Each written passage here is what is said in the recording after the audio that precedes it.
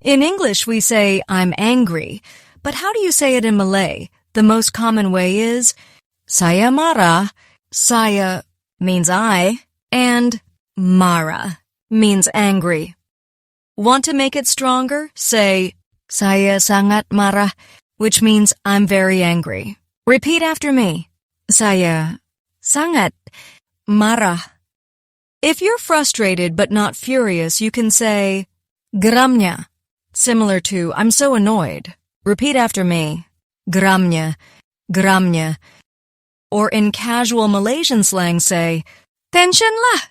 A mix of Malay and English that means I'm stressed out. Repeat after me. Tension, tension. Now try saying it. Saya marah. Saya sangat marah. Geramnya, tension lah. That's how you express anger in Malay. Keep learning Malay with us.